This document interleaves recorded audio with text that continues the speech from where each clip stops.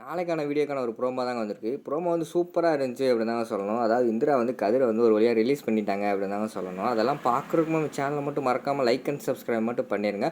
First எடுத்தோடனே அந்த inspector madam இருக்காங்கல்ல, அவங்க வந்து இந்திராவுக்கு வந்து சல்யூட் வைக்காங்க. சாரி மேடம், உங்களை பற்றி தெரியாமல் போச்சு. நீங்கள் தான் இந்த ஏரியா வந்து ட்ரைனிங் கலெக்டர்னு எனக்கு முன்னாடியே தெரியாது. தெரிஞ்சிருந்தால் நான் இப்படிலாம் பிஹேவ் பண்ணியிருக்க மாட்டேன் அப்படிங்கிற மாதிரி சொல்கிறாங்க. சரி விடுங்க, ஃபஸ்ட்டு இந்த பொண்ணு தான், இந்த பொண்ணை வந்து எங்கள் மாமா வந்து அடித்தாருன்னு நீங்கள் பார்த்தீங்களா, விசாரிச்சிங்களா அப்படிங்கிற மாதிரி வந்து கதிர் சாரி இந்திரா கேட்குற மாதிரி காட்டிக்கிட்டு இருக்காங்க. இல்லை மேடம், நான் பார்க்கல. கான்ஸ்டபிள் 2 பேர் வந்து அந்த ஏரியா பக்கம் வந்து ரவுண்ட்ஸ் போயிருந்தாங்க. அப்போ வந்து இந்த தம்பி வந்து இந்த பொண்ணை வந்து கை நீட்டி அரைஞ்சிருக்காரு இவர், அதனால தான் நாங்கள் வந்து அரெஸ்ட் பண்ணோம். அது மட்டும் இல்லாமல் ஸ்பாட்லேயே வந்து எங்களோட கான்ஸ்டபிள் 2 பேர் வந்து பார்த்துருக்காங்க. அவங்க தான் கூப்பிட்டு வந்தாங்க. அதுக்கடுத்து நான் விசாரித்தேன். அதுக்கடுத்தா மேடம் உங்களை வீட்டில் உள்ள எல்லாத்தையுமே வர வச்சேன் அப்படிங்கிற மாதிரி வந்து அந்த இன்ஸ்பெக்டர் வந்து சொல்கிறாங்க. சரி மேடம், இப்போ வந்து நான் அவங்கள ரிலீஸ் பண்ணுறதுக்கு என்ன செய்யணும் அப்படிங்கிற மாதிரி வந்து இந்திரா கேட்குறாங்க.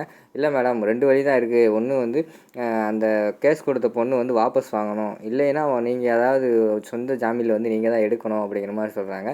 உடனே வந்து இந்திரா வந்து நம்ம இவங்களை முறைச்சி பார்க்காங்க. ரோசியை வந்து ஒரு மாதிரி நக்கலாக பார்த்துக்கிட்டு இருக்கா. சரி, இவ எப்படி வாபஸ் வாங்க மாட்டான்னு தெரிஞ்சு போச்சு. ஏன்னா இவ பிளான் பண்ணி தான் வந்து கதிர் மாமா வந்து மாட்டி விட்ருக்கா அப்படின்னு வந்து இந்திராவுக்கு வந்து தெரிஞ்சிருச்சு. சரி மேடம், நானே வந்து என்னோடய சொந்த ஜாமீன்லேயே வந்து எங்கள் மாமா வந்து நான் வந்து ஜாமீனில் எடுக்கிறேன் அப்படிங்கிற மாதிரி சொல்கிறாங்க. அப்படியா மேடம், ரொம்ப நல்லது. கான்ஸ்டபிள், அந்த சாரை திறந்து விடுங்க அப்படிங்கிற மாதிரி சொன்னோடனே நம்ம கதிர் வந்து திறந்து விட்றாங்க. வாங்க, இனிமேல் வந்து டெய்லி நீங்கள் வந்து இந்த போலீஸ் ஸ்டேஷனில் வந்து கையெழுத்து போட்டு போகணும். அது மட்டும் இல்லாமல் கொஞ்சம் அடக்க ஒடுக்கமாக இருக்கணும். திருப்பி ஏதாவது சில்மிஷம் பண்ணால் நாங்களே தூக்கி உள்ளே வைக்க வேண்டியதாக வந்துடும். சரியா? இங்கே வாங்க, இந்த நோட்டில் வந்து கையெழுத்து போடுங்க அப்படிங்கிற மாதிரி வந்து அந்த இன்ஸ்பெக்டர் சொல்கிறாங்க. உடனே கதிர் உருன்னு போகிறாரு. கையெழுத்து போட்டுக்கிட்டு இந்திரா வந்து முறைச்சி பார்த்துக்கிட்டே இருக்காரு. இந்திரா, என்ன நடிச்சுக்கிட்டு இருக்கியா?